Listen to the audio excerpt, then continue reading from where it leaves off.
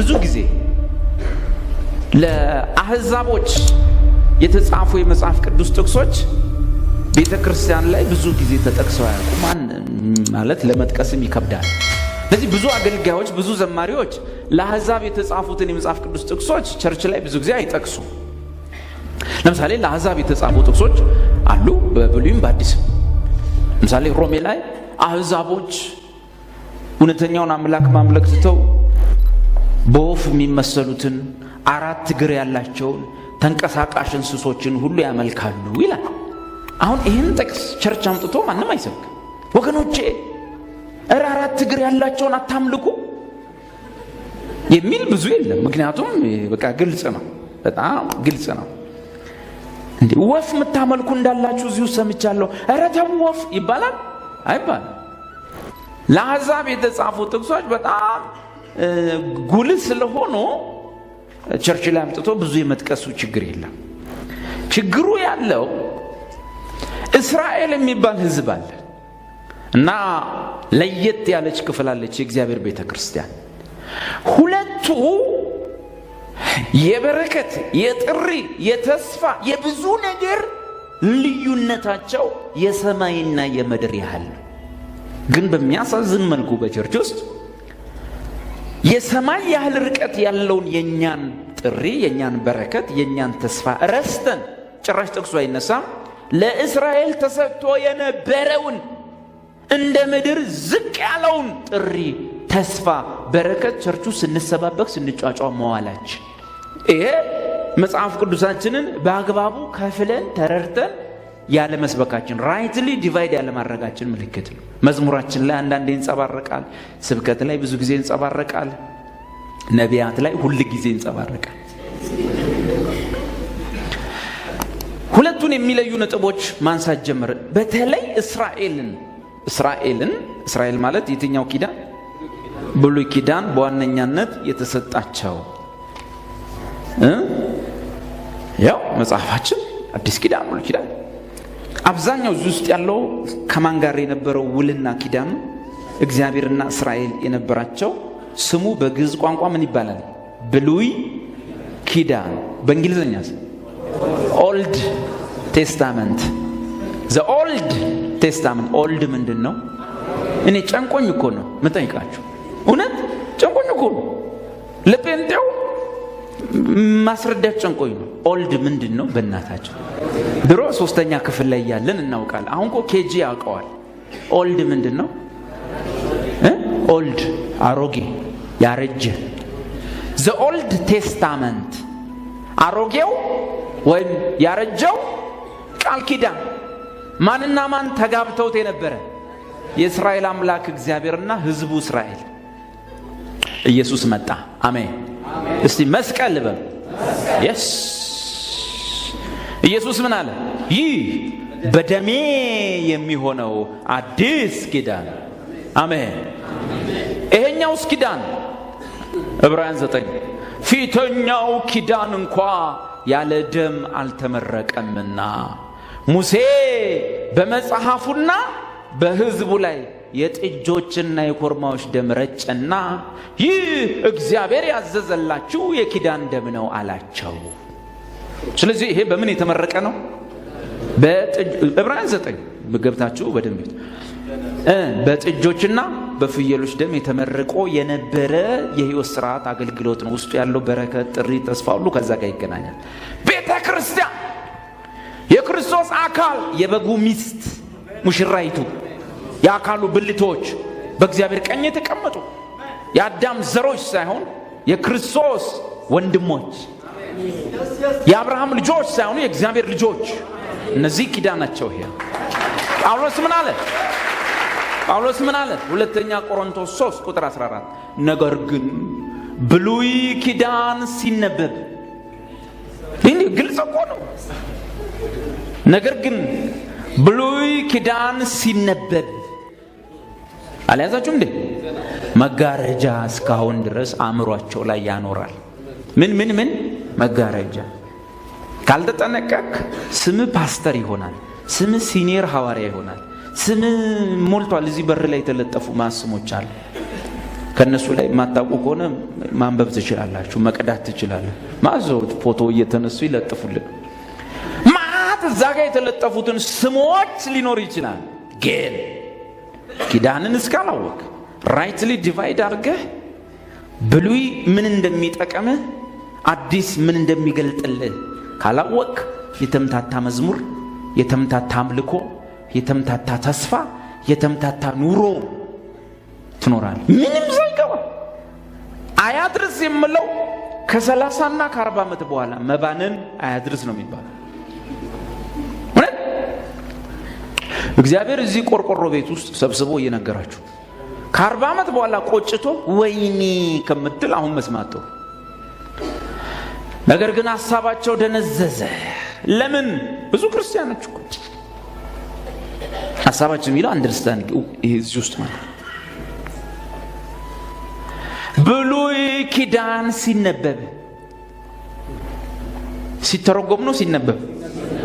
ኦኬ ኢየሱስ ምን ያደርግ ነበር? የብሉይ ኪዳን መጽሐፍትን ይተረጎምላቸው ነበር። ኢየሱስ ምን ያደርግ ነበር? ስለሱ በብሉይ ኪዳን መጽሐፍ የጻፉትን ይተረጎምላቸው ነበር አይደል? ሐዋርያቱ እናንተ በብሉይ ኪዳን መጽሐፍት የጻፉትን የማታስተውሉ ብሎ ገሰጻቸው። መጽሐፍቱን የሚያስተውሉ ዘንድ አእምሯቸውን ከፈተላቸው። ያለዚያ እያነበቡ ይሞታሉ። ዮሐንስ 5 ላይ ደግሞ ወደ ቁጥር 37 38 ብሉይ ኪዳን መጽሐፍትን ቁጭ ብለው ሲያነቡ መጥቶ ምን አለ ብለናል? እናንተ በእነዚህ የብሉይ ኪዳን መጽሐፍት ሕይወት የምታገኙ ይመስላችኋል? እነሱን ትመረምራላችሁ፣ እነርሱ ሁሉ ስለኔ የሚያወሩ ናቸው። ስለዚህ ብሉይ ኪዳን ይነበባል ወይስ ይተርጎም? ወደ ማን? ብሉይ ኪዳን ውስጥ ማንን እንፈልግ? መሲሁን እናጥና፣ ክርስቶስን እናጥና። ሙሉ የሚያወራው ስለማን ነው? ስለ ክርስቶስ እንጂ ሐሳቡ የዳዊትና የጎልያድን ክስክስ መጽሐፍ አይደለም። ሐሳቡ መጽሐፍ ቅዱስ ውስጥ ያለው እግዚአብሔር አምላክ ቀይ ባህር የሚባል ከፍሎ ረጉድ ጉራው ማስባል አይደለም። ላትመለስ የምታልፍበትን ህይወት ሊነግር ፈልጎ። ለዚህ ነው ጳውሎስ ብሉይ ኪዳን አለቱ ሲሉ ኧረ አለቱ አትበሉ። ሙሴ አለት መታ፣ ውሃ ፈለቀ። ካንተም አለት እግዚአብሔር ዛሬ ውሃ ያወጣል። አለት ምንድን ነው? ካንተ አለት ያወጣል። እኔ ልንገራችሁ፣ ከኢትዮጵያዊ አለት እግዚአብሔር ውሃ አያወጣም። ለምን? አለቱ የኛ አለት አይደለም። አለቱ የኑሮ አለት አይደለም። እግዚአብሔር ላንተም የሚያወጣው ካንተ አለት አይደለም፣ ከራሱ አለት ነው የሚያወጣው። መጽሐፍን አለቱም ክርስቶስ ነበረ አይደል የሚለው። ስለዚህ ፊደሉን እያነበቡ ሲሞቱ አየና ነው። ሲነበብ ንባብ ከሆነ አደጋለው ይተረጎማል። ሁሉም የሚያወራው ስለ መሲሁ መምጣት፣ ስለ መሲሁ አሰራር፣ ዝግጅት ወዘተ ነው። በብሉይ ኪዳን መጽሐፍ ውስጥ ሁሌ በዛም በዚህም አንበን መድረስ ያለብን ማን ጋር ነው? ክርስቶስ ጋር ነው። ክርስቶስ ጋር ያልደረሰ ሰው ከስሯል። አንባ አብርሃም ይስሐቅ እንደወለደ ካነበብክ፣ ከዛ መጽሐፍን ከዘጋ ከስራሃል። ይስሐቅ በማግስቱ ደግሞ ያዕቆብን ይወልዳል። ከዛ እሱንም አንባ ከዘጋ ከስራ የማያርፍ ሰው ነው። 12 ልጅ ባንድ ይወለደ ከአራት ሴት። ይሄን አንበ መተኛት በረከት ነው እንዴ? ውስጡ ፈልግ። ይስሐቅ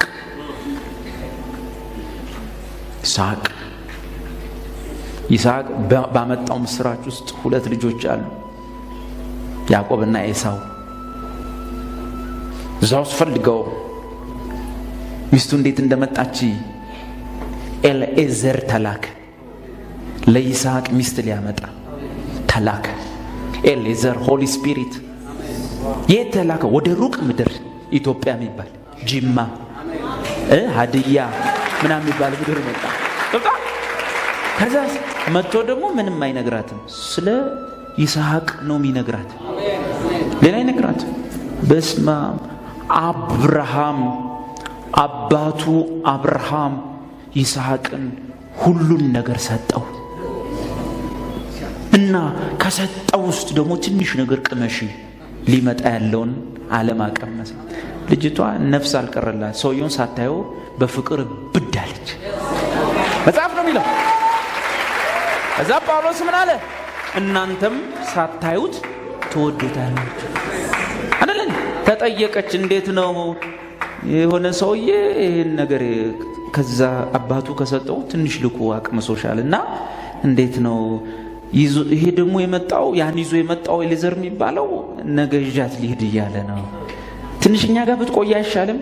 እምቢ ሄዳለሁ።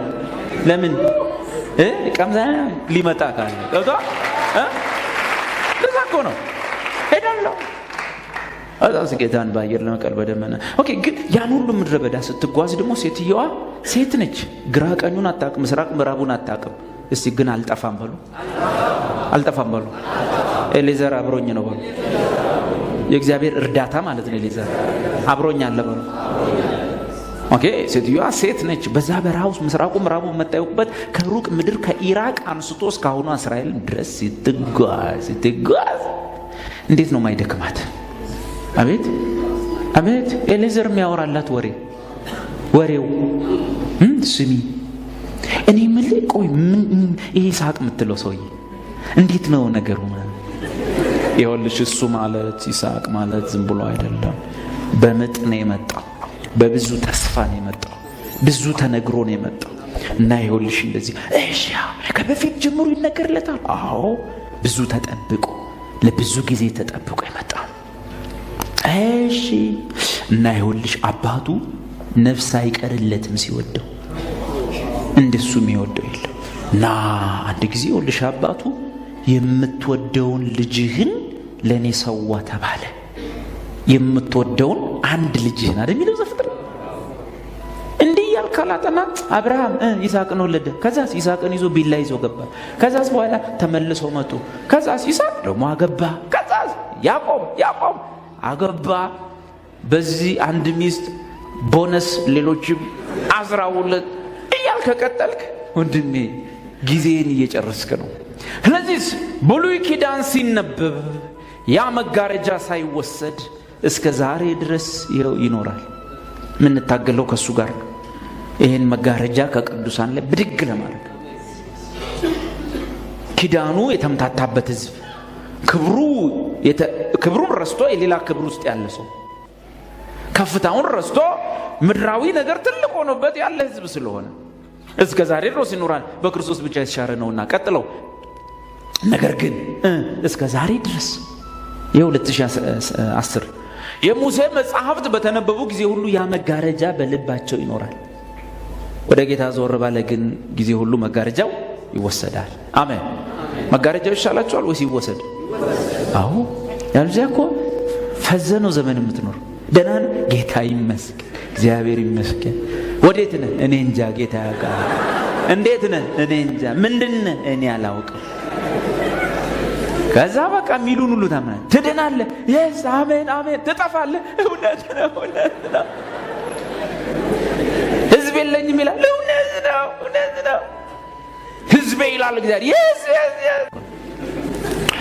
አሁን ምን ለይበትን ሁለት ነገር ነው። በተለይ የሚያምታታን የአሕዛብ ጥቅስ ሳይሆን የእስራኤልና የቤተ ክርስቲያን ልዩነት ራይትሊ ዲቫይድ አድርገን አላየንም። ስለዚህ እኔ ማዝነው የእስራኤል በረከት የእስራኤል ጥሪ ብቻ ቸርች ውስጥ ሁሌ መደናቆራችን ሳይሆን እማዝነው የኛ ግን አንድም ቀን ሳይነሳ መቅረቱ። ችግር የለብኝም እዚህ ውስጥ የነበሩት ነገሮች እኛ ላይ እየተጠቀሱ እንደው በተስፋ ቢሞሉን ጥሩ ነው። ግን ይሄኛው ሳይነሳ መቅረቱ የሁለቱን ልዩነት ማሳየት ጀምሬ ነበር። አንደኛ እስራኤል አይሁድ፣ አሁን አሕዛብን አውጥተናል። አይሁድ በዚህ ያሉ፣ ቤተ ክርስቲያን በዚህ ያለች። አይሁድ ምን ለያይባቸው ነገሮች ይሁን አይሁድ ወይም እስራኤል በብሉይ ኪዳን የነበረው ህዝብ እዚህ ውስጥ ያለው ብሉይ ኪዳን መጽሐፍ ውስጥ ያለው ጥሪ እና በአዲስ ኪዳን ውስጥ ያለው ለኛ የቀረበው ጥሪ አንድ አይደሉም። የአይሁድ ጥሪ ሌላ ነው፣ የቤተ ክርስቲያን ጥሪው ሌላ ነው። በጥሪ ነው መጀመሪያ የምንለየው። የእስራኤል ጥሪያቸው ምድራዊ ነው፣ የቤተ ክርስቲያን ጥሪዋ ሰማያዊ ነው። አይገናኝም። እዚህ ራሱ አንዳንድ ነገር ርቀቱን የሆነ ነገር ለማራራቅ ስትፈልጉ በስማም የሰማይና ምድር ያህል ነው የሚርቀው አትሉ የለ? ልክ እንደዛ ማለት ነው። ከማን ጀመርን? እስራኤል ጥሪያቸው ምድራዊ ነው። ከማን ጀመርን? ከአባታቸው ከአብርሃም። አባታቸው አብርሃም እግዚአብሔር ምን አለው? አብርሃም ኡር ምድር ሲኖር ሳለ እግዚአብሔር ምን አለው? ኡር ሰማይ ላይ ነው፣ ኡር ምድር። በኡር ምድር ሳለ እግዚአብሔር ምን አለው? እኔ ወደማሳይ ምድር ውጣ አለው። ከኡር ምድር ወደ ካራን ምድር፣ ከካራን ምድር ወደ ከናን ምድር አለን። ከከናን ምድር ወደ ግብጽ ምድር ወረደ። ከግብጽ ምድር ተመልሶ ወደ ከናን ምድር፣ በከናን ምድር መቃብር ገዛ፣ በዚያ ሞተ፣ ተቀበረ። ስለዚህ ሰውየው የሲዞር ዘመኑን የጨረሰው ምድር ለምድር ምድር። ጥሪያቸው ይሄ ነው። እስራኤልስ ወደ ከናን ምድር ገብተው ኖሩ። ከዛስ ወደ ግብጽ ምድር በባርነት ሄዱ። ከግብጽ ምድር በሙሴ መስፍንነት ወደ ከናን ምድር ተመለሱ። ከዛስ በከናን ምድር ምድራቸውን ተከፋፈሉ። ከዛስ በምድራቸው ላይ ሞተው አለቁ። ስለዚህ ሲዞሩ የነበሩት ከየት ነው? ቀጥሎሳ በከናን ምድር ላይ መራባት ሲጀምሩ ምርኮ መጣ። ወደ ባቢሎን ምድር ሄዱ። የቀሩትሳ የአሦር ንጉሥ መጣና ወደ ሰሜን ምድር አፈለሳቸው። ቀጥሎሳ በባቢሎን ምድር የነበሩ ምርኮኞች ከ70 ዓመት በኋላ ወደ ገዛ ምድራቸው ተመለሱ። በገዛ ምድራቸው ሲኖሩ ያረጁ መሞት ጀመሩ። አበቃ። እኛን ምን አለን መጽሐፍ? አዲስ ኪዳን ምን አለን እኛን?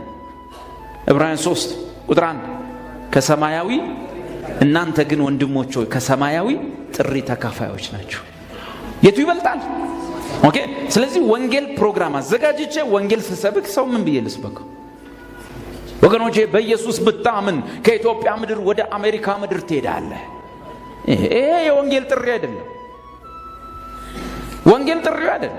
ስለዚህ በወንጌል በኩል እግዚአብሔር ልጁን ከሰማይ ወደዚህ ምድር የላከው ትልቁ ጥሪ እዚቹ ምድር እንጀራ የመለወጥ ጉዳይ ከሆነ እዚቹ በኢትዮጵያ ብር የነበረውን በዶላር ሊያረግልህ ከሆነ እዚቹ ምድር ላይ ተጫውተ ምትጨርሰው ጨዋታ ከሆነ እንደ አባቶች በምድረ በዳ መና በልቶ መሞት ከሆነ የወንጌል ጥሪ አይደለም። የወንጌል ጥሪ ከሰማያዊ ጥሪ ተካፋዮች ናቸው። ጥሪ ወደ ላይ ነው። ከሲኦል ግርጌ ወደ እግዚአብሔር ቀኝ ነው። የመጨረሻው ጠርዝ ላይ ነበርክ። ምንም ምህረት በማይገባው ቦታ ላይ ነበርክ።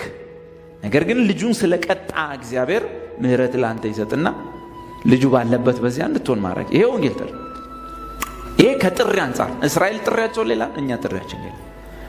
ለዚህ ስናወራ ሰውን ሄደን ትራክት ስንሰጠው ስንመሰክረው ምን ብለን ነው የምናባብለው? ኮንፈረንስ አዘጋጅተን ወንጌል ስንሰብክ እኔ ድሮ ድሃ ነበርኩ፣ ጌታን ተቀበልኩ፣ አሁን 3 መኪና አለኝ፣ 1 ፎቅ አለኝ፣ እንደዚህ አለኝ።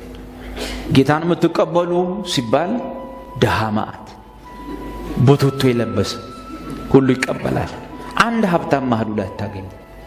ለምን? የሰበክነው ወንጌል ሰማያዊ ጥሪ ያለው ቢሆን ሀብታምም ድሃም ይሰሙታል። ከዛ በኋላ ይመጣል ጌታ የምትቀበል የኔ ቢጤው ዘርቶ በላው ምናምን ጥሩ እኮ ነበር።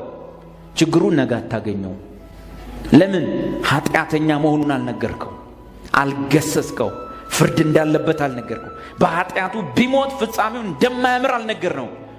ከዛ በኋላ ያለውን የምስራች ነገር ግን የኃጢአት ዕዳ ተከፍሎናል፣ አልቋል፣ ብታምን ትድናለህ። ምንም ማባቢያ ያስፈልጋል። መኪና፣ ቤት፣ ንብረት ብለው መቁጠር ያስፈልግ። ብታምን ከዘላለም ፍርድ ታመልጣለህ፣ ካላመንክ የዘላለም ፍርድ ይጠብቃል። አለቀ። ምንም ማባቢያ ያስፈልጉም። እኔ ድሃ ነበርኩ አሁን ሀብታም ሆኛለሁ አያስፈልግም። ምክንያቱም አባብለን ሰውን እዚህ በምድር ላይ የሚቀረውን ነገር ለማሰጠት አይደለም እንጠራው። ኢየሱስ ከሰማይ የወረደው የኃጢአት መድኃኒት ሊሆን አንድን ሰው ከፍርድ ላይ ያስመልጠው። ለዚህ ነው ጌታ ሰው ዓለሙን ሁሉ አትርፎ ቢሊየነር ሆኖ ራሱን ወይም ነፍሱን ቢያጎድል ግን ምን ይጠቅመዋል? ለዚህ ሂሳቡን መስራት ያለበት ኢየሱስ የሰራውን ሂሳብ። ትራክትም አድሉ፣ ወንጌልም ስበኩ፣ ለሰው የምትነግሩት ኃጢአተኛ እንደሆነ ፍርድ እንደሚጠብቀው፣ አደገኛ የዘላለም ቅጣት እንደሚጠብቀው፣ እግዚአብሔር ጋር ምህረት እንደሌለ፣ ነገር ግን እድሉን አሁን እንዲጠቀም እግዚአብሔር አሁን ሰውን ይምር ዘንድ ልጁ ዕዳ ከፍሏል፣ ቅጣቱን ፈጽሞለታል፣ ተቀጥቶልሃል። ብታምን ትድናል፣ ካላመንክ ግን ተስፋ ነው እንጂ የዘላለም ሕይወት አታገኝ። የእግዚአብሔር ቁጣ በአንተ ላይ ይኖራል እንጂ ሕይወትን አታገኝ። እንቅጩን መንገር ጥሪው ሰማያዊ ከምድር ወደ ሰማይ መጠራት አንዲያ። ሁለተኛ እስራኤልን በብሉይ ኪዳን ከቤተ ክርስቲያን በአዲስ ኪዳን የሚለያቸው ትልቁ ነገር የበረከት ልዩነት ነው። እስራኤል ወይም ብሉይ ኪዳን ለእስራኤል ሕዝብ የሰጣቸው በረከት እዚህ ጋር ተጽፏል። ምናዊ ነው? አቤት በረከታቸው ምድራዊ ነው። በረከታቸው ምድራዊ ነው። ቤተክርስቲያን ግን በረከቷ ምናዊ ነው? አቤት መንፈሳዊ ነው። ልጅነት፣ መጽደቅ፣ መውረስ። ይሄን በምን ታገኘዋለህ? ብር ሰርተህ ታገኛለህ። ኦኬ ሼክ አላሙዲ ባለጠጋ የሆኑት አስተንብየው ነው? መኪናቸው ላይ ዘይት ቀብተው ነው? ነብይ ነግሯቸው ነው? ብቻ ምንም አርገውን ብር አላቸው ያላቸው አላቸው። ዙሙን የእስራኤል የብሉይ ኪዳን ጥሪ ምድራዊ እንደሆነ ሁሉ በረከታቸው ምድራዊ ነው። በምድር ላይ ያለ ሰው ከፍታው ምድር የሆነ ሰው ምድራዊ በረከት ነው ሊበላ የሚችለው። ስለዚህ የእስራኤሎች ወይም የአይሁዶች በረከት ምድራዊ ነበረ። ምን አላቸው እግዚአብሔር? እሺ ብትሉ ትእዛዛቶቹን ሁሉ ብትፈጽሙ የምድርን በረከት ትበላላችሁ። እግዚአብሔር ስለላይኛው ፕሮሚስ አይገባም፣ ቃል አይገባም። ከላይ መጥቶ ሰው ሆኖ ሰዎችን ካልወሰደ በቀር ያ እስካልተፈጸመ ድረስ መስቀል ላይ የሚሰራው ስራ እስካልተሰራ ድረስ አይሁዶችን እግዚአብሔር ስለላይኛው ተስፋ አይሰጥም። እንዲህ ይላቸዋል፣ እሺ ካላችሁ በሙሴ በባሪያዬ የሰጠሁትን ትእዛዝ ሁሉ ከፈጸማችሁ ሲሉት በቀኜ ትቀመጣላችሁ አይልም።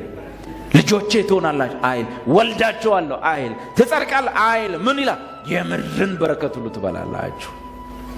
ደግሞ ትእዛዙን ሁሉ ካልፈጸማችሁ ሰይፍ ይበላችኋል ይላቸዋል።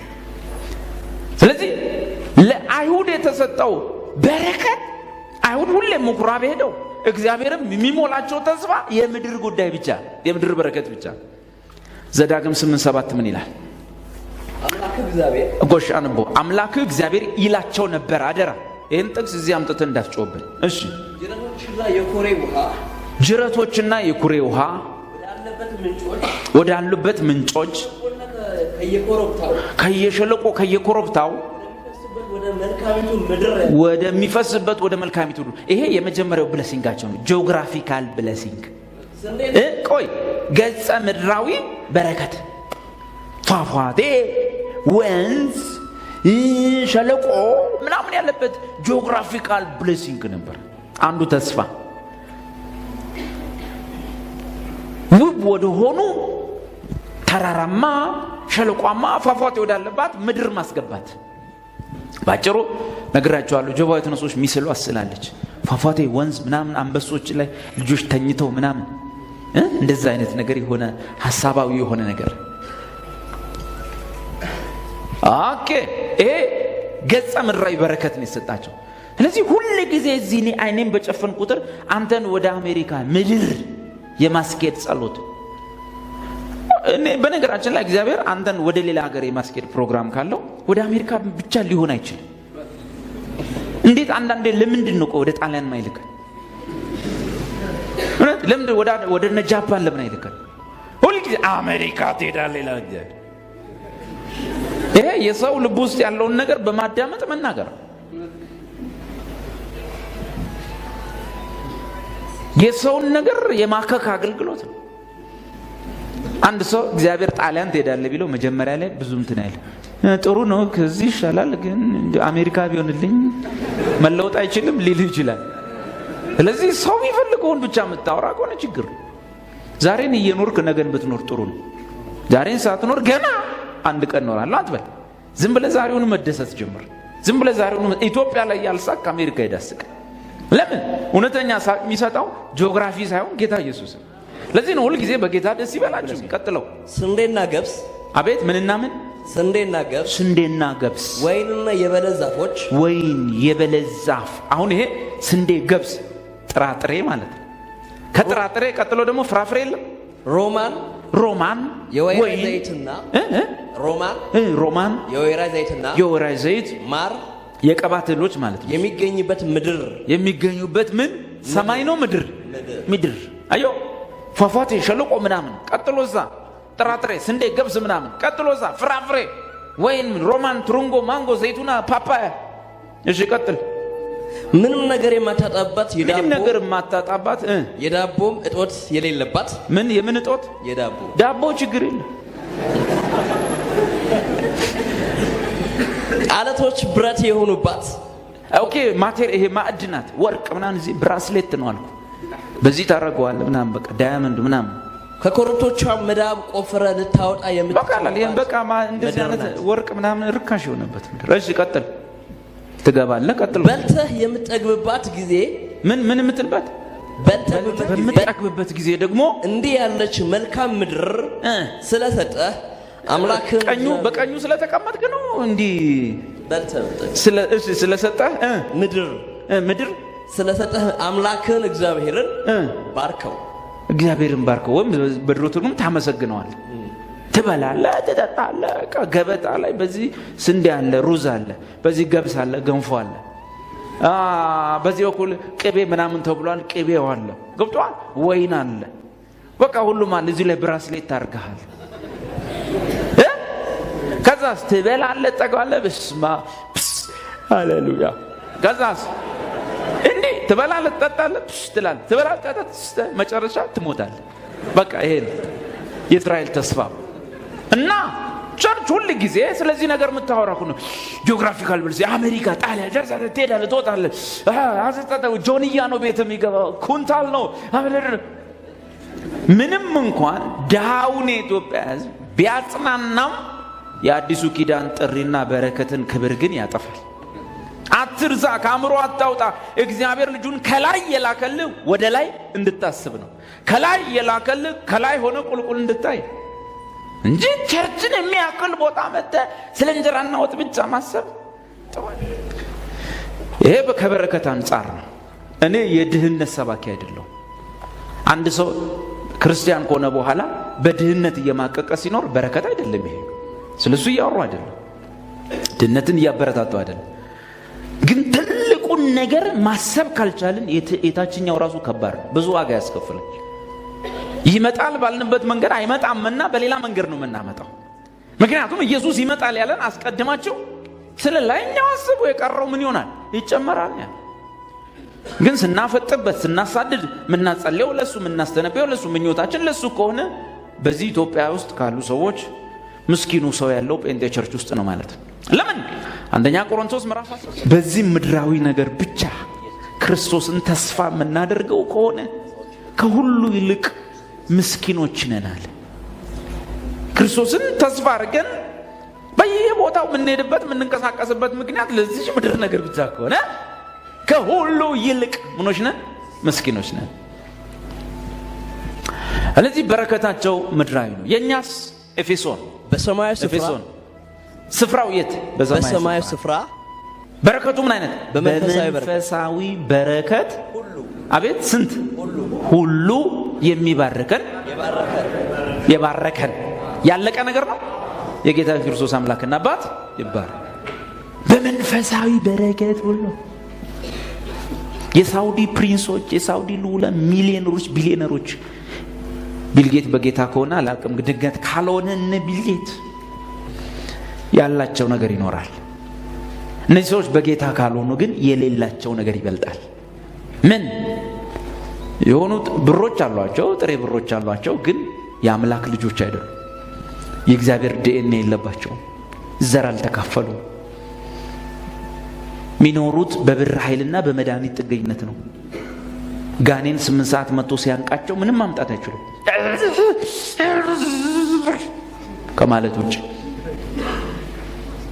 ይጫወትባቸዋል ከዚህ ለቅና ከዚህ ይዛቸዋል ይህን መርፌ ሲያስወጉ በዚህ ጀምራቸዋል ነትን እኮ ሁሌ እንደተለኩ ነው ሁሌ እንዳስለኩ ነው ሁሌ እንደፈሩ ነው ሁሌ እንደሰጉ ነው ሚኖሩቱ ጽድቅ ቤዛነት ልጅነት ሪዴምፕሽን መዋጀት የእግዚአብሔር ጽድቅ መሆን በእግዚአብሔር ቀኝ መቀመጥ የእግዚአብሔርን ዘር መካፈል የዓለም ብርሃን ተብሎ የዓለም ጨው ሆኖ መገለጥ እነዚህ መንፈሳዊ በረከቶች ሁሉ አንዳቸውም የላቸው እኛስ እዚህ ቤት ውስጥ ያለ ነው ብሩ ሲመጣ ይመጣል ቤቱም ሲመጣ ይመጣል አሁኑኑ ግን መደሰት መጀመር እንችላለን ለምን በመንፈሳዊ በረከት ሁሉ አብ በክርስቶስ ምን አድርጎናል ባርኮናል በመንፈሳዊ በረከት ለመባረክ ማስረጃው አገልጋይ መሆን አይደለም ፓስተር ጳጳስ ምናምን መሆን አይደለም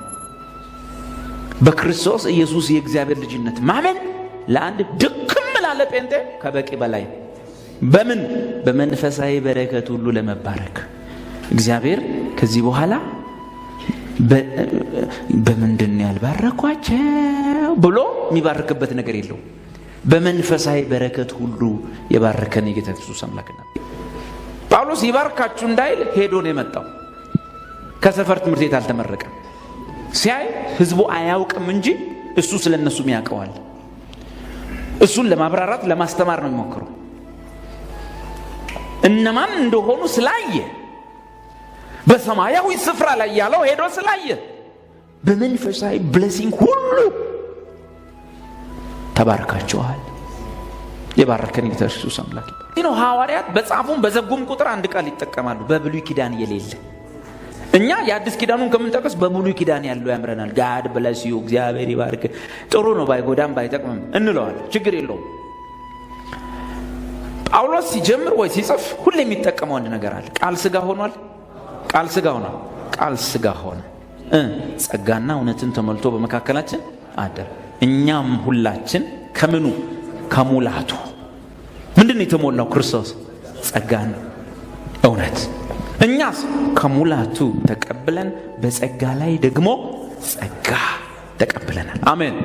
ለዚህ ጳውሎስ ምን ይላል? ከእግዚአብሔር ከአባታችን ከልጁም ከኢየሱስ ክርስቶስ ጸጋና ሰላም ለእናንተ ይሁን።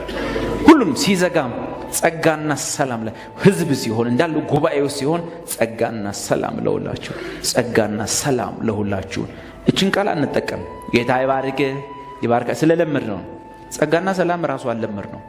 ጸጋና ሰላም ለእናንተ ምንድን ነው? ጳውሎስ እንደው ያኔ መሰለ ሐዋርያ አንድ ጊዜ እግዚአብሔር ይባርካችሁ፣ በእውነት እጄን ዘርግቼ 3 ባረኳችሁ፣ ጌታ ይባርካችሁ፣ ጌታ ይባርካችሁ። ለምን አይል? ለምን አይለው? ጌታ ይባርካችሁ። አንድ ጊዜ ወንድማችን እንዳይ ስላገለገለ ባርኩት፣ ጌታ ይባርክ፣ ጌታ ይባርክ፣ ጌታ ይባርክ።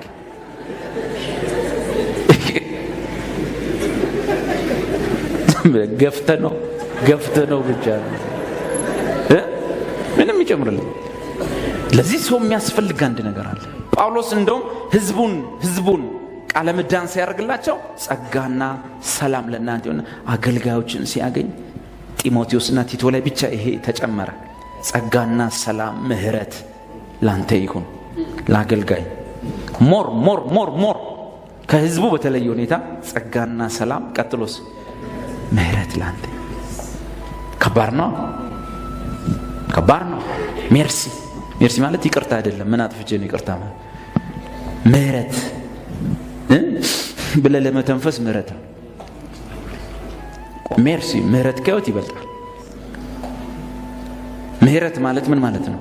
አንዳች ነገር ለማድረግ የሚያስችል ከእግዚአብሔር የምንቀበለው ይቅርታ ነው። አቅም ማለት ነው። ምህረት አቅም ማለት ታሞ የተኛን ሰው እግዚአብሔር ይቅር ይበለ ነው የምትሉት?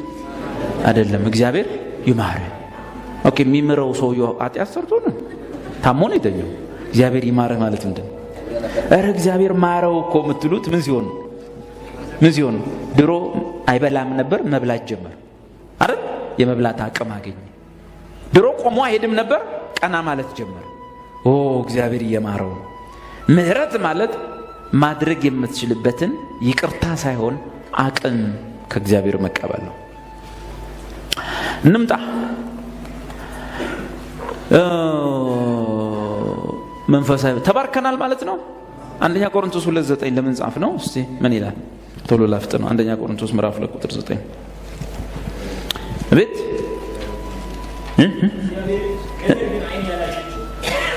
እሺ፣ በረከታችንን ለማውራት ነው አይደል? ጥሩ። እግዚአብሔር አይሁድን ምን አላቸው?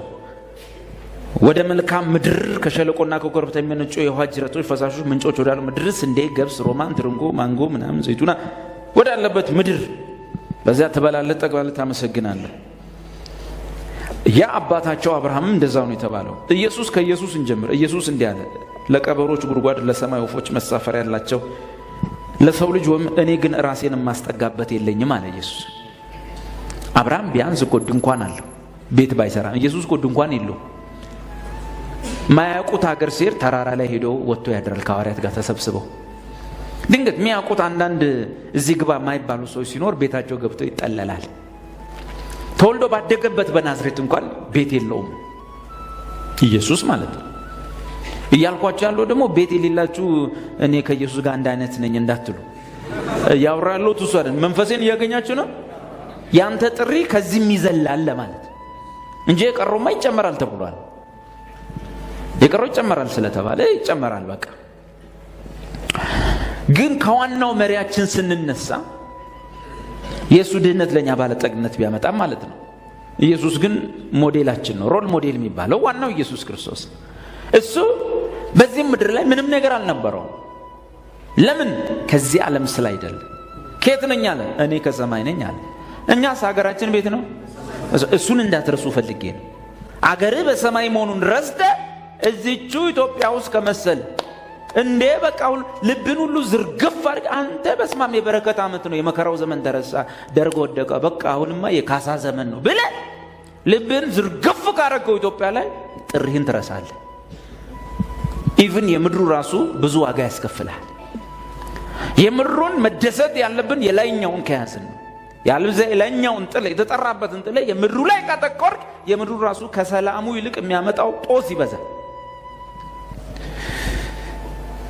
እነሱ የተሰጣቸው መብል መጠጥ ነው ብያችኋለሁ፣ ወርቅ ብር ነው ብያችኋለሁ። እኛ የተሰጠንን ደግሞ አንደኛ ጴጥሮስ 1:4 ላይ አንደኛ ጴጥሮስ 1:4 ላይ አንደኛ ለሕያው ተስፋ። አይሁድሳ ኧረ ሕያው ተስፋ አይደለም፣ ይበላሉ፣ ይጠጣሉ፣ ይሞታሉ። ኢየሱስ አባቶቻችሁ በምድረ በዳ መና በሉ ሞቱም አለ። ለኛስ በወንጌል የመጣው ለሕያው ተስፋና ሕያው ተስፋ ዘ ሊቪንግ ሆፕ፣ በእርግጥ የሚፈጸም ተስፋ። ቀጥሎስ ለማይጠፋ መብል ምንድን ነው? ይጠፋል። ስንዴ፣ በለስ፣ ጎርተራ ምናምን ይጠፋል። ቤት ንብረት ይጠፋሉ፣ ኮራፕቲብል ናቸው፣ ይዝጋሉ። ደግሞ ለማይጠፋ ቀጥሎስ እድፈት ወይም ኮራፕሽን ለሌለበት ለማያልፍም ርስት። ለምን? የብሉይ ኪዳን ጥሪ ውስጥ አንዱም እንኳ የማያልፍ አይደለም፣ ሁሉም አላፊ ነው። የብሉይ ኪዳን ስንዴ፣ በለስ፣ ትርንጎ ምናምን ይሄ ቸርች የምንሯሯጥበት ነገር ሁሉም ያልፋል። እኛ የተጠራንበት መቼ ነው ቸርች የሚነሳው? የማያልፍ የማይጠፋ እድፈት የሌለበት ርስት መቼ ነው የሚነሳው? አገሬ በሰማይ ነው፣ መላእክት ይጠሩኛል ከሰማይ በር ከፍተው የሚል መዝሙር መቼ ነው የምንዘምረው?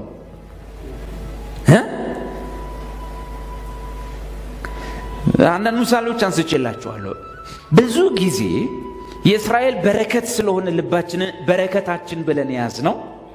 የእኛን በረከት ትዝታውም ጠረኑም ስለጠፋብን ተባረክን ብለን ስናስብ በረከታችን የምንገልጥበት መንገድ አብዛኛው መንፈሳዊ ብልጥግና አይደለም።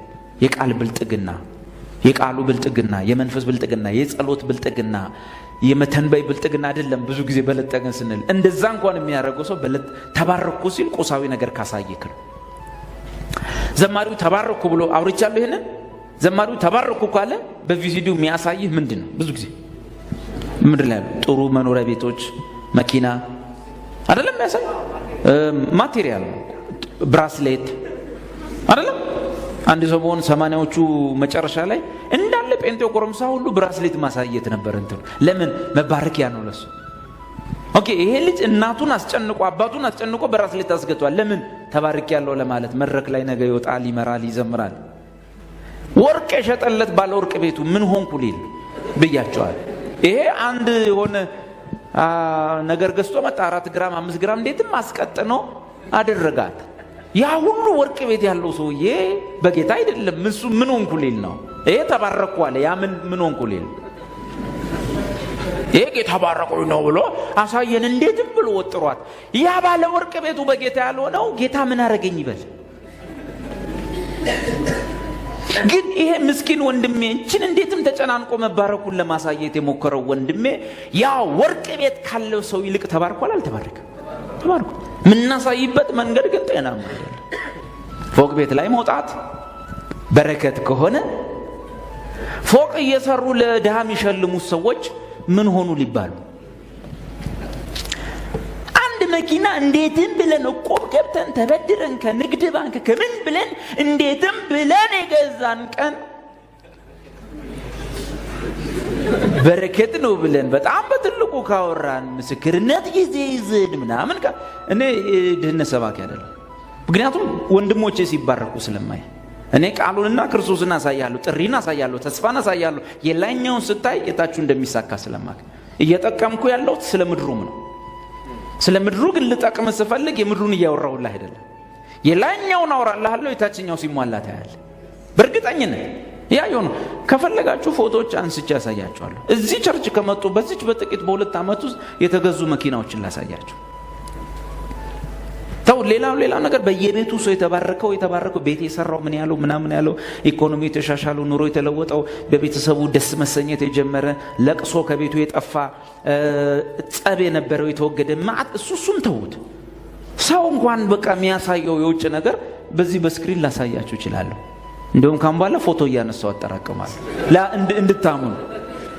አንዳቸውንም ግን ስለ መኪና ሰብኬ አላውቅም። በዚህ ጊዜ ውስጥ ብቻ ስንት ሰው ገዛ ምን የመሳሰሉ መኪናዎች? 1 2 3 4 5 6 7 8 9 10 11 ማለት ይቻላል፣ መቁጠር ይቻላል። አንዳንዶቹ 2 ነው የገዙት። ግን ወጥረው የሚማሩት ለምን እየሮጡ ይመጣሉ ሲባል ወጥረው የሚማሩት ስለ ጌታ ብቻ ሊሰሙ በሱ ኢንጆይ ያደርጉ ያለ እኔ ይሄን መኪና እንዴት እንደገዛው እኔ አልነግርህም። ለማመንም ይከብዳል ይሉሃል። ግን አንድም ቀን ለዚህ ሰው ስለ መኪና ስለ ቁሳቁስ ሰብኬው አላውቅም። ስለዚህ የላይኛውን ስትሰማ የታችሁን እያጣ መስሎ የታችሁን ለማሳደድ ባትሽከረከር ይሻላል። በገዛ እጅ አታርቀው። ገንዘብ ወይንም ብር ይላል መጽሐፍ ቅዱስ፣ ሀብት ይላል ክንፍ እንዳለው ንስር ነው እንደ አሞራ ነው ይላል። እስቲ ከእናንተ መካከል ንስር ወይንም አሞራ ወይም ክንፍ ያለው በራሪ ወፍ እስቲ ቀስ ብለህ ተጠጋው ከቆመልህ ቀስ ብለህ ተጠጋ።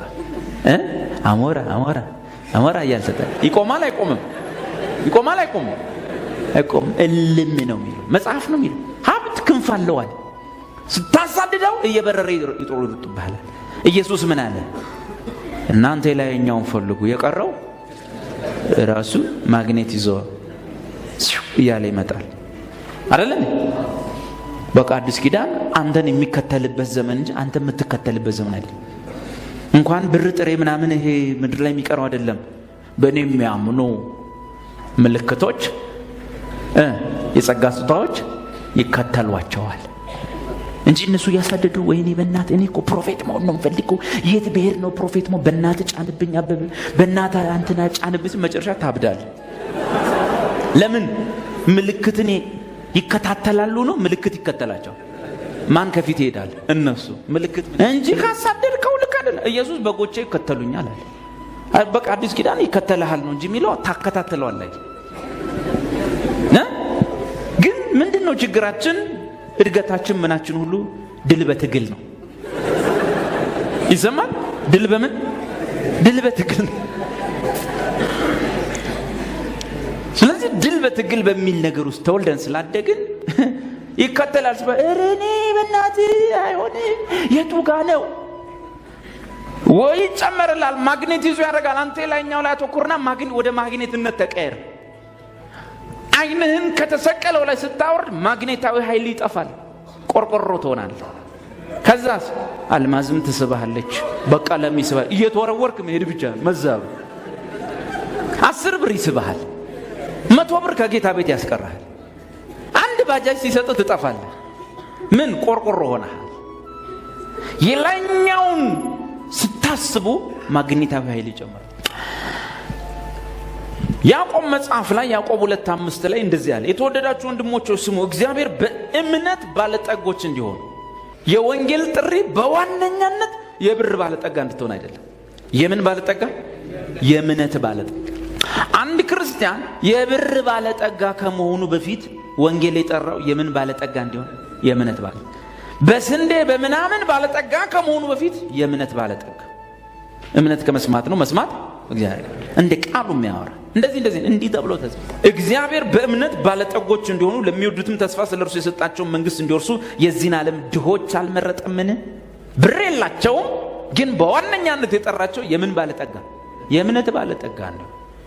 እምነት ያለ እምነት የሆነ ሁሉ ኃጢአት ነው። እምነት በሌለበት ውስጥ ያለ ብልጥግና መጥፊያ ነው የሚሆነው።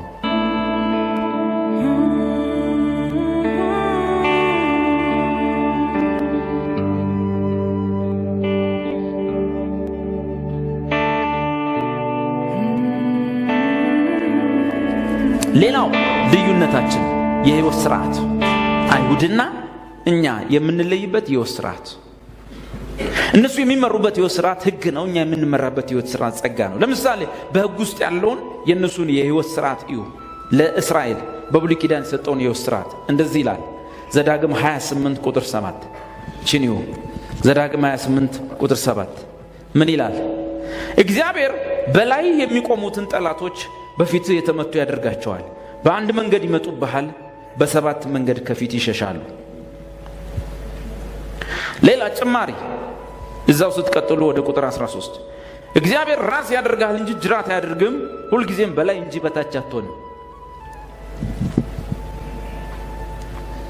ተጨማሪ ዘዳግም 7 ላይ አምላክ እግዚአብሔር ልትወርሳት ወደምትገባባት ምድር ባመጣህ ጊዜ ከፊት ብዙ አሕዛብን በመታሃቸው ጊዜ ፈጽመህ አጠፋቸው። ከእነርሱ ጋር ቃል ኪዳን አታርግ፣ አትማራቸው።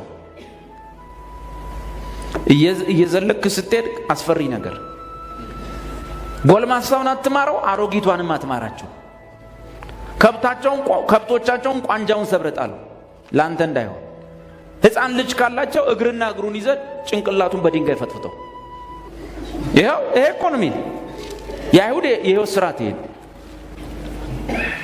ዘጸአት ምዕራፍ 20 ቁጥር 24 አይን በአይን ጥርስ በጥርስ እጅ በእጅ እግር በእግር መቃጠል በመቃጠል ቁስል በቁስል ግርፋት በግርፋት ይከፈል ይላል። ይሄ እነሱ የህይወት ስርዓት። ይሄው ከተቀበልኩ ሙሉን ነው መቀበል። ወጣል ታቦት ስራ ሲሉ ታቦት ከሰራ ከዘጸአት ላይ አይን ለአይን የሚለውንም መቀጠል አለበት። እዚህ ውስጥ ያለውን የህይወት ስርዓት አንዱን ከተቀበልኩ ሁሉንም ማሟላት አለበት። ምን አለ እግዚአብሔር? መቃጠል በመቃጠል አንድ ሰው ተሳስቶ አንድ ሰው ቢያቃጥል እሱ ከዚህ ብረት ጋር ታስሮ ይቃጠላል። አንድ ሰው በስህተት ያንዱን ሰው የውስጠኛውን ጥርስ ቢያወልቅ የዛ የወለቀበት ሰው ከቻለ ራሱ ካልቻለ ቤተሰቦቹ መተው ገብቷል አይደለ? ይሄ ሰው በሸንጎ ፊት በህዝብ ፊት እጅና እግሩ ይያዛል። የእስራኤል ስርዓት እጅና እግሩ አሉ የሚባሉ የከተማ ፈርጣማ ወንዶች ይመጡና ይዙታል፣ ተፈርዶበታል፣ እጅም እግሩ። ከዛ በኋላ ስንተኛውን ጥርስን ያወለቀው?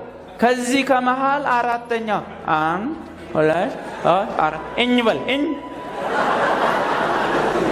አብራይኮን እንዴ ተፈልቅቆ አረ እያለ ከቤተሰቦቹ አንዱ መሮና መዶሻ ይዞ ይመጣል።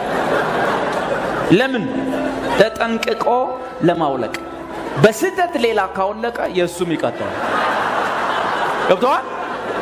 ሌላ ወለቀ ና ቆም ቆም ስንተኛውን? አራተኛውን ብሎ አምስተኛውን አውልቅ። እሱ አይን በአይን ተሳስተ ስትወራጭ ያንዱን አይን ብታጠፋ ትያዛለህ፣ በፈራጅ ፊት ትመጣለህ፣ የአገር ጎረምሳ ይዛል። ከቻለ አይኑ የፈሰሰው ካልቻለ ቤተሰቦቹ መጥተው አይንህን ከፍተው በስጲል ያፈሱታል። ይሄው ስርዓታቸው ይሄው።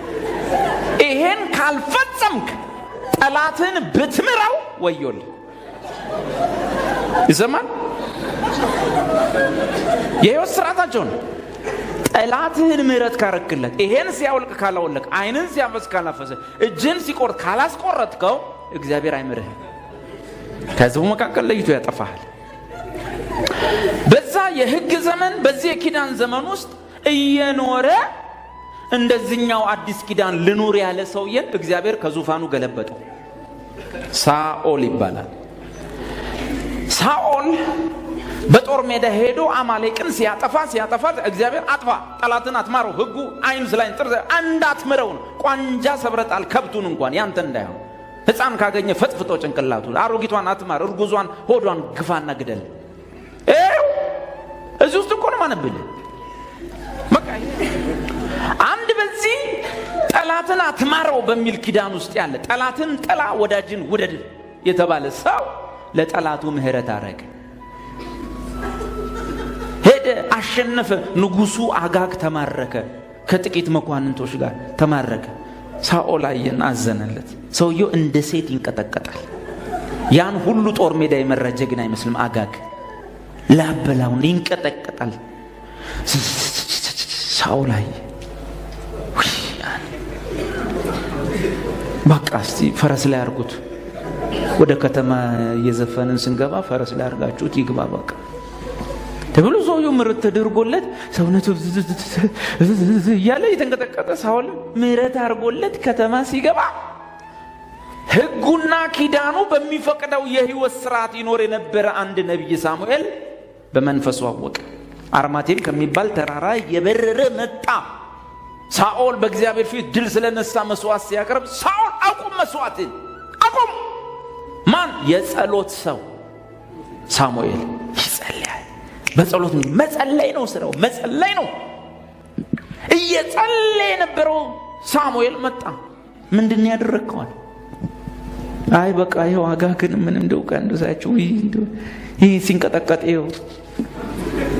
ሳሙኤል ቁጣው ነደደ፣ እግዚአብሔር ቁጣው ነደደ። ያ የጸሎት ሰው ሳሙኤል እንደ ኪዳኑ ባይኖር ለእርሱም ጦስ ስለሚመጣ ከሳኦል ላይ ሰይፍ መዘዘ። በእኛ ሀገር ቋንቋ ገጀራ አነሳ። ማን? the man of prayer, the man of God። ምን ያዘ? ቆንጨራ አነሳ። መጽሐፍ እንዲህ ይላል፣ ሳሙኤልም አጋግን ቆራረጠው ይላል።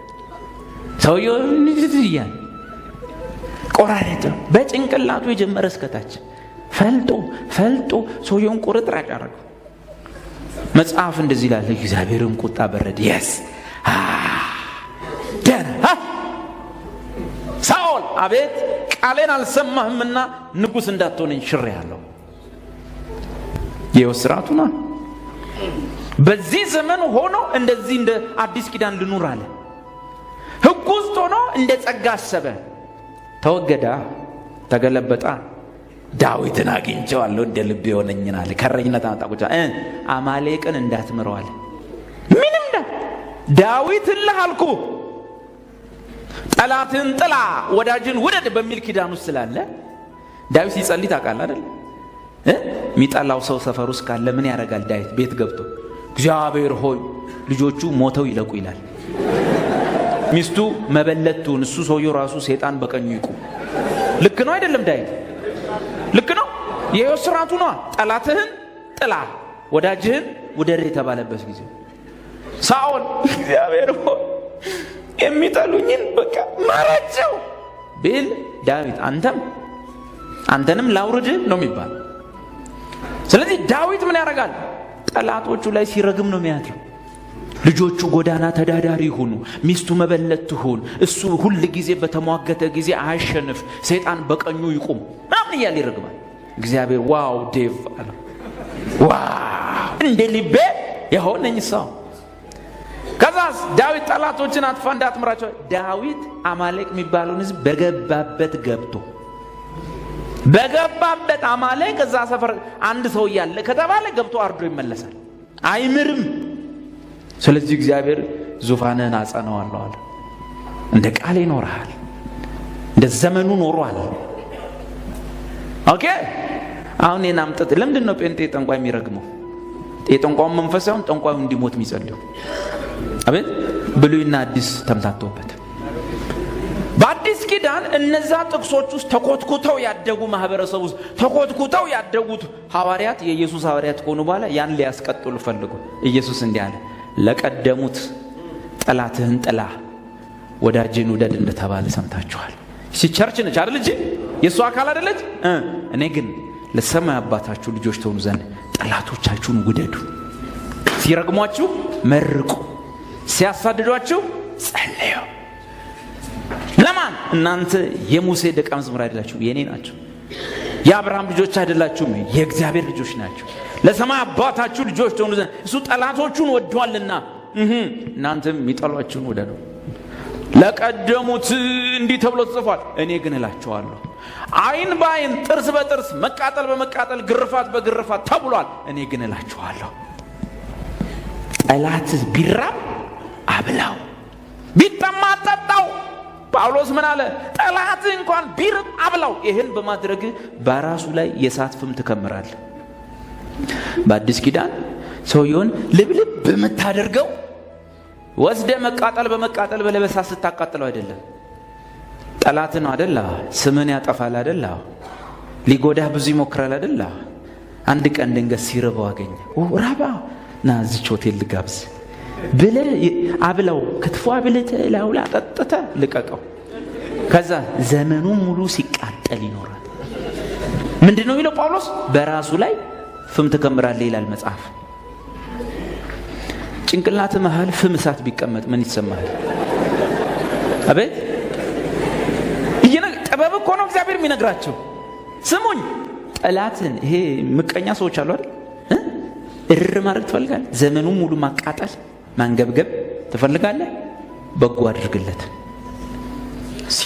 ሲርበው አብላው፣ ሲጠማው አጠጣው፣ እርቃኑ ስታይ አልብሰው። እግዚአብሔር አንድ ቀን እጅ ላይ እሱን የሚያመጣበት መንገድ አለውን፣ ያኔ እርዳው፣ ያኔ አግዘው። ባለቤቴ ሁል ጊዜ ሰዎች በአካባቢ ምናምን ሲጎዷት እግዚአብሔር ሆይ ይህን ሰው እጄ ላይ አምጣው ትላለች። የሚገርመኝ ነገር ሁል ጊዜ የሚገርመኝ ነገር ምን ታውቃለህ? ያን ሰው እጇ ላይ ያመጣዋል። በምንም አይነት ሁኔታ እሷ ጋር ይደርሳል የማለው ሰው እጇ ላይ ይወድቃል። እኔ የሚገርመኝ እሱ ያን ጊዜ ለሰውየው የምታደርገው ነገር ሰውየው በዘመኑ ሙሉ ይኸው በሰፈር በአካባቢ በርቀትም በቅርበትም አውቃል። በዘመናቸው ሙሉ እኛን ሲያው ተሳቀው የሚኖሩ ሰዎች ሆነው ይቀራሉ። አዲስ ኪዳን በሰፈር ውስጥ ማያሳልፉን ማያስወጡን ማያስገቡ ስንወጣ ስንገባ እግዚአብሔር እነዚህ ሰዎች እጃችን ላይ ጣል። በእውነት በማይታሰብ መልኩ ሰፈር አስተባብረው የመጡ ሰውዬ ልጃቸው እሷ እጅ ላይ ወደቀ። ደብዳቤ ይዘው ሲገቡ እሷ ጋር ነው። ደህና ኖት? እንዴት ኖት? እንኳን መጡ። ምንድነው? ምን ላግዞት? ምን ልርዳዎት? እሺ ግድ እርሶ እዚህ ቁጭ በሉ፣ እኔ ሁሉን አስጨርሰሎታል። ወንድሜ ሰውዬ አሁን ሲያውን እኛ እንዳላየ ሆኖ ነው የሚያልፉት። በዘመኑ ሙሉ ነው የምትበቀለው። በራሱ ላይ ነው እሳት የምትከምረው። የኛ ህይወት ስርዓት ይሄ ነው። ለምንድን ታውቃላችሁ? ብዙ ጊዜ የጎዱን ሰዎች ማይጎዱት፣ ብዙ ጊዜ የጎዷችሁን ሰዎች እግዚአብሔር ተፍረድ ወይ ወረድ ኧረ እግዚአብሔር የት ነው ያለው ይህን ሰውዬ አሳየኝ ስለምትሉ አያሳየው። ምን አርጉት? እግዚአብሔር ባርከው፣ ይከናወን፣ ይቅናው፣ ትዳሩ ይመር፣ ቤተሰቡ ይመር በሉት። ከዛ በኋላ ታያለ ሂሳቡን ሲሰጡ መጽሐፍ ነው የሚለው። እንዴ ለጠላት ቢራብ አብላው፣ ቢጠማ አጠጣው በማድረግ ባናቱ ላይ የእሳት ፍም ትከምራለህ ካለ በኋላ በቀል የኔ ነው ይላል ጌታ። በብሉይ ኪዳን እስራኤል ራሱ ነው የሚበቀለው። በአዲስ ኪዳን እግዚአብሔር እንዲህ አለ፣ ይኸውላችሁ እስራኤልን ተበቀል ብየው ነበር። እስራኤል እጁ ትንሽ ስለሆነ ብዙ ማጥቃት አይችልም። አዲስ ኪዳን እና እኔ ባጠቃላችሁ አይሻልም? እንዴት በዚህ ባበሻ እጅ በጤፍ ባደገች እጅ ምን ያህል ትበቀላል? ከዛስ ጌታ ምን አለ? እናንተ ባርኮ፣ እናንተ መርቋቸው፣ ሲጠሏችሁ መርቁ፣ ሲንትበሉ ሲረግሟችሁ መርቁ። በቀል የማን ነው? የኔ ነው። ወብቷል። ካንተ እጅ ማን እጅ ይሻላል? ይጌታ የትኛው በቀል ይበልጣል? የብሉይ የአዲሱ? የአዲሱ ይበልጣል። በአዲሱ ኪዳን እግዚአብሔር ጋሽ ከሌን ሂሳቡን እንዲሰጠው ፈለግ። አትበቀለው፣ ምሕረት አድርግለት። ጌታ ሆይ እኔ ምሬዋለሁ፣ ይቅር ብየዋለሁ፣ ይከናውን፣ ይባረክ ስትሉ ጌታ እሺ እባርከዋለሁ። ከምሬ ነው። እስቲ ተለማመደው። እጅ ላይ አሳልፉን ይዘት አንተ በዚች እቺ እኮ የጤፍ እጅ ነች። አብዷል ጌታ ይሰጠዋል። ቀሚስ ያርግ ጥምጥም ያርግ ጌታ አይፈራም፣ ያንከባለለዋል አልኩ። ሳውልን ሜዳ ላይ እንደ ሕፃን ልጅ ዳዴ ሲያስኬደው አላየም? ክርስቲያኖቹ ይጸልያሉ፣ ጌታ ሳውል የሚባል ሰው ምሕረት አርግለት፣ ጌታ ይቅር በለው ያሉ ደማስቆ ይጸልያሉ። እሱ ማን አለብኝ ብሎ ሲገሰግስ ጌታ ዳዴ እኮ ነው ያስኬደው። ጥምጥሙን ምኑን ጺሙን ሁሉ ነው ያዝረከረከው። ተንከባ ቀሚሱን ሜዳ ለሜዳ እኮ ነው ያንፏቀቀው። ሄዳው ማን እያለ መሬት እያስቧጠጥ አይኑ ሁሉ ጠፍቶ። ታዲያ ከደማስቆ ቀጫጭን እጆች የጌታ እጅ ይሻላል አይቻልም? የኛ የሕይወት ስርዓት የሚጠሉንን መውደድ፣ የሚረግሙንን መበረቅ፣ የሚያሳድዱንን መጸለይ ብቻ ነው። በቀሌ ማን ነው? ሮሜ አቤት የኔ ነው ይላል ጌታ። በመንገዳችሁ ላይ ቆሙ ያጠበቡባችሁ በጌታ በኢየሱስም አብረን ምህረት እናድርግላቸው። አባት ሆይ ይቅር ይበላቸው። አባት ሆይ ምህረት አድርግላቸው። አባት ሆይ ኑሯቸው ይቅና፣ መንገዳቸው ይቅና፣ ያሰቡት ይምላላቸው፣ ይከናወኑ። ኪዳን ያለ መለየት እኛ ያለንበት ኢየሱስ እኮ አመንዝራ ፊት ለፊቱ ቆሞ ሊወግሯት ሲሉ ተዋት ብሏል። እኛ እኮ ኢየሱስን አንመስልም። እውነት እሱን እንኳን አንመስልም እኮ መጨረሻ ጨካኞች እኮ ነን።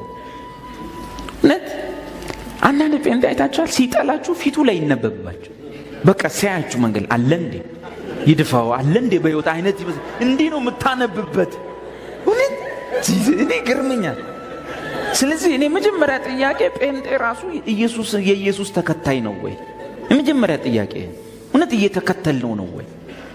ከትልቁ እስከ ትንሹ ምናየው ጥላቻ፣ መጠላላት እዚህ ፊት ላይ የሚነበብ ማለት ሌላ ነገር እኮ አይደለም። እንደው ይሄ ሰውዬ አገር ይልቀቅ፣ እቺ ሴትዮ አገር ትልቀቅ እኮ አይደለም። እንዴት በሕይወት ነው እስኪ ሊደርስ እንዴት ታነብበታል? ይሄ ከጌታ ነው ወይ? ሪሊ ይሄ መንፈስ የተቀበልነው ቸርች ውስጥ የምንፈራገጥበት መንፈስ የጌታ ነው ወይ? ከምር እኮ ነው እውነት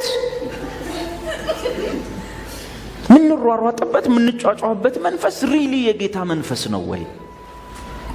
ለምሳሌ የፈለከውን ነገር ብታረግ ተራራ አንስተህ በእምነት የሆነ ነገር ላይ ሰማይ ላይ ብታንጠለጥለው እና ላሳይ አባ ጅፋርን ብለህ እንዲህ ሰማይ አንጠልጥለህ ብታሳየኝ ፍቅር ግን ከሌለ ከንቱ ነው። አበቃ ዜሮ ቫኒቲ ከንቱ። ለዚህ ምንድን ነው ስፒሪቱ መጠርጠር አለበት። ሌላ የሚለየን ምንድን ነው? አቤት በጣም የሚለየን ከሕይወት ስርዓት በኋላ ብዙ ነገር አምልኮ እንለያያል። እነሱ በስጋ ነው አምልኳቸው አይደለም። የሚታይ መቅደስ፣ የሚታይ ካህን፣ የሚታይ መስዋዕት፣ የሚታይ ሁሉም ነገር የሚታይ በቃ ሾው ነው። ብልጭልጭ ልብስ፣ ዥጉርጉር ልብስ ምናምን፣ ረጅም ቀሚስ ስታይል ምናምን።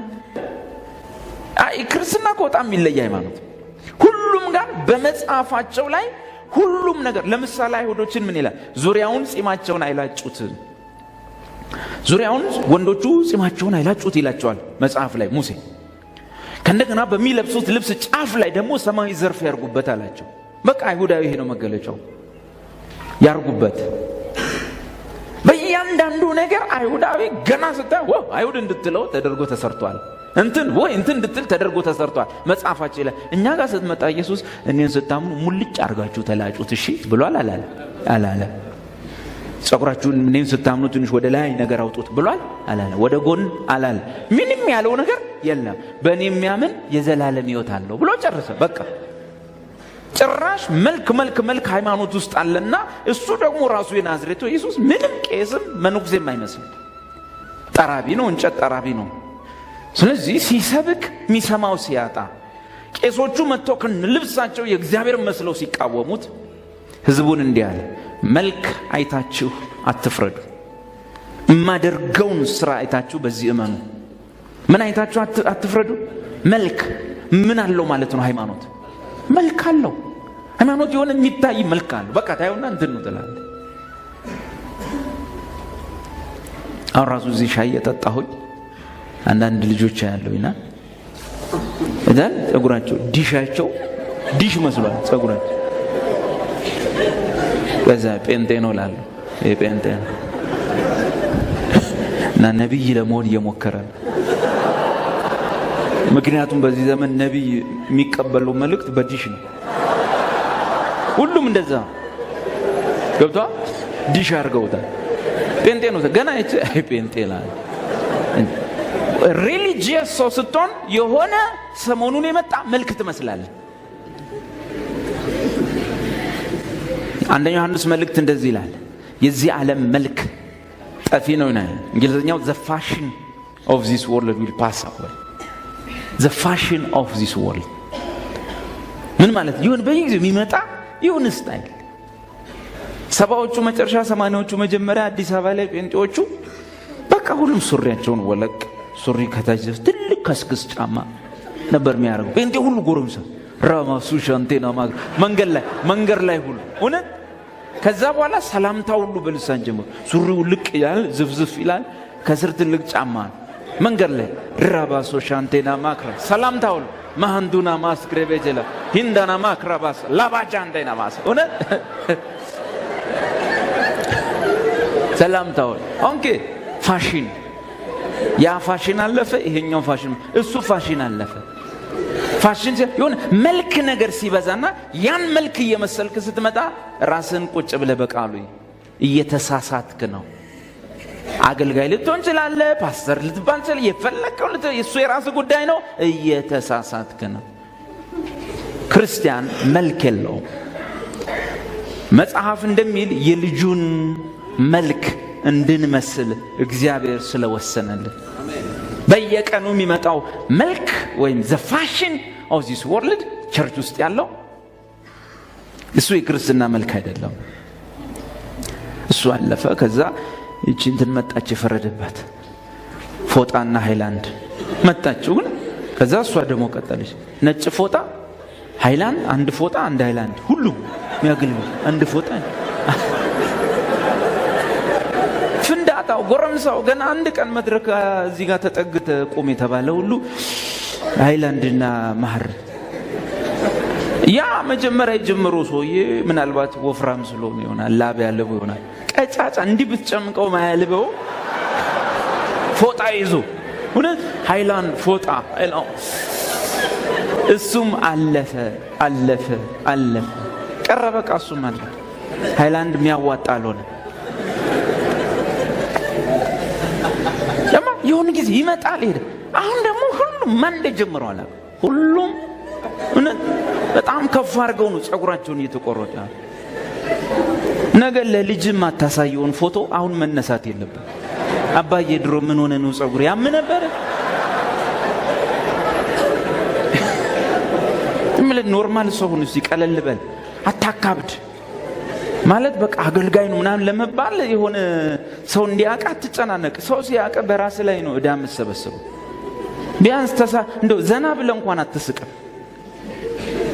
ለምን ጭንቅንቅ ብለህ መንገድ ላይ ትሄዳለህ? አካሄድ እግር ሁሉ ሰው ሁሉ እያየኝ ማንም ያይል በቃ ማንም ያይል፣ አትጨናነቅ።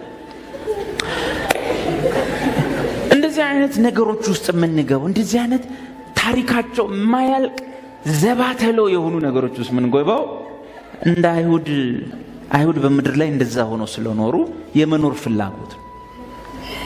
ለምሳሌ ልንገራችሁ፣ ለምንድነው ወንጌል ማንሰብከው? ለምንድነው ወንጌል ማናሰራጨው? ከአዲሱ ኪዳን ትምህርት ይልቅ ብሉይ ኪዳን ስለሚመች።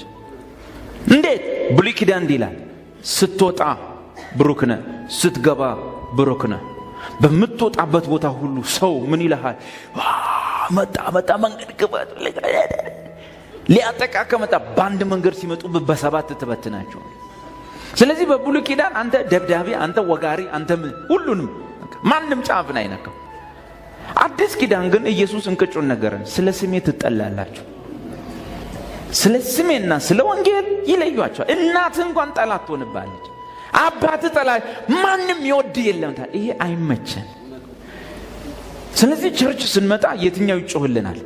የብሉይ ኪዳን የረገጥከውን ሁሉ ትወርሳለህ፣ ራስ እንጂ ጅራት አትሆንም፣ ራስ እንጂ ጅራት አትሆን ደራራራ። ስንወጣ ኦኬ ራስ እንጂ ጅራት አልሆንም ብለህ ትወጣለህ። ኢየሱስ ጌታን ውስጥ በጭ ሲያደርግ ይዞርብሃል። ራስ እንጂ ጅራት አትሆንም ተብያለሁ። እዚህ ደግሞ አቀመሱኝ፣ አብሮ አይዱ። በዚህኛው ላይ ትደበደባለህ። ብሉይ ኪዳን ትደበደባል። በዚህኛው ላይ ለሰባት ይበትኑሃል፣ እዛኛ ላይ ለሰባት ትበትናቸዋል። በደንብ እኮ እንቅጩን እኮ አውቀን ነው መኖር ያለብን። እንዴ ህግ ስላለ መንግስት ስላለ ህገ መንግስት ስለወጣ ነው እኮ ዝም ያሉን እንጂ ምረውን እንዳይመስል። ራርተውልን መስሎ ነው አይደል? ዓለም አሁንም ኢየሱስን አትወድም። አሁንም ዓለም ኢየሱስን አትወድም። አሁንም መብታችሁ ነው ሕጉ እንኳን ፈቅዶላችኋል የሚሉ ሹመኞች ተስማምቷቸው አይደለም፣ ሕጉ የትም አላስኬድም ስላላቸው። ኢየሱስ ሲባል በምድር ላይ የሚወድ መንፈስ የለም። ዓለም የኢየሱስ ጠላት ነች። ግን ሳትን ይሄን መልካም ጊዜ ተጠቅመን ብዙ ሰው መርዳት ስንችል ትጠረምሳለህ፣ ትወጣለህ፣ ራስን ጅራት ሚነካ የለም ጫፍህን፣ በቃ ጉዳቸው ፈላ። አንተን ማን ይችላል? ማን? ኢየሱስ እያባበል አልጠራም። እኔ ነው የምትከተሉት። እኔ ስትከተሉ መከራ አለባችሁ። እንቅጫን ነገር ምንም ማባበል የለም። ለምን? እዚህ ስለሱ ሞት እንኳን ብትሞት ሊመጣ ካለው ክብር ጋር ሲተያይ ምንም እንዳይደለ ስለሚታወቅ ኢየሱስ እስከ ሞት ድረስ ምን ሆን የታመናችሁ ሁኑ አለ። እንቅጩ እውነታው ይሄ። ትጠላላችሁ፣ ትነቀፋላችሁ፣ ስለ ስሜ በስማችሁ ላይ ክፉን ያወጣሉ፣ ያሳድዷችኋል። አባት በልጁ ላይ፣ እናት በልጇ ላይ፣ ልጅ በእናቱ፣ በቤተሰብ እህት በወንድሙ ላይ ይነሳሳል። ላውርስ ይህን ቤት ያንተ ነው ብሎ የማለ የተገዘተ አባት ውጣልኝ ብሎ ያባር። የሆነች እንጥፍጣፊ ብር የሚልክልህ አጎት ወይም ወንድም ወይም እህት አንተ መናፍቅ ሁለተኛ ብሬን አትቀምስም የማርያም ጠላት ትባላል። በቃ ኖርማል። ለምን ሆነ ብላችሁ አታርንቁ ይላል ጴጥሮስ። በዓለም ላይ ያሉት ወንድሞቻችሁ ሁሉ ይህንኑ መከራ እንደሚቀበሉ ወቁ። ጳውሎስ ደግሞ እግዚአብሔር ብዙ እንዲህ ከሆናችሁ በኋላ ዝም ብሎ አይተዋችሁም፣ ከመከራው ጋር ከፈተናው ጋር ደግሞ መውጫውን ቀዳዳ ያበጅላችሁ ያዘጋጃል። እግዚአብሔር ይመስገን። ጴጥሮስም ልዩ ልዩ መከራ ሲደርስባችሁ አታርንቁ። በዓለም ያለው ወንድሞቻችሁ ሁሉ እንዲሁ ነው የሚቀበሉት። ነገር ግን ለጥቂት ጊዜም ቢሆን እንኳን መከራ ከተቀበላችሁ በኋላ ራሱ እግዚአብሔር ያጸናችኋል። ራሱ ነገ የጠሏችሁ የነቀፏችሁ ዘመዶቻችሁ በእነሱ ፊት ሞገስ እግዚአብሔር ይሰጣችኋል። ይሄ ልዩነት አለው። አሁን ትራክት እንኳን ሄደ ስንለው ሰው ይፈራል። ለምን? ቸርች ውስጥ እንጠላለን የሚል ትምህርት የለም። ይጠሉናል፣ አይቀበሉንም፣ ይወግሩናል የሚል ትምህርት ሰው ያሸሻል። ጊዜው ያንተ ነው፣ ዘመኑ ያንተ ነው፣ ጊዜ ያንተ ነው፣ የመከራ ዘመን አብቅቷል፣ ደርግ ወድቋል፣ አሁን የመወረስ ነው፣ አሁን አይደለም። አሁንም በክርስቶስ ኢየሱስ እግዚአብሔርን እየመሰሉ የሚኖሩ ሁሉ ምን ይሆናሉ? ይሰደዳሉ።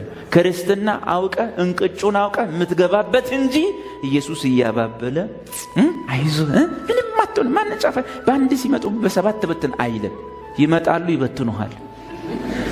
እንቅጩን ምናቀ ዘጸአት ውስጥ ተበትናቸዋለሁ ሲል ሐዋርያት ሥራ ውስጥ ግን በኢየሩሳሌም የነበረችው ቤተክርስቲያን ተበተነች።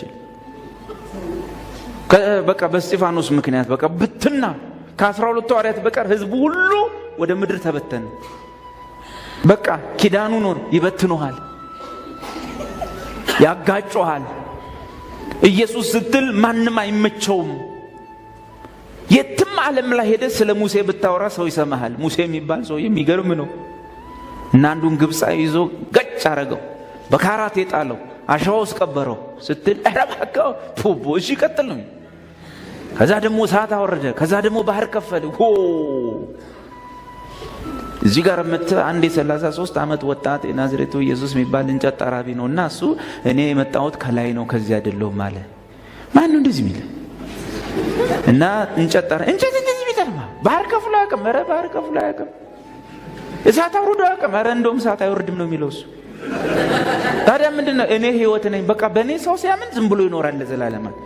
ሲያምን ከዛ ሳምኑ በቃ ሲያምን በቃ ያመነ ሰው ለዘላለም ዓለም እንደኔ ይሆናል እንደኔ ይኖራል አለ። ኧረ በእናትህ ይሄ ቀልደኛ በለው ነው። የሚሰማው የለም።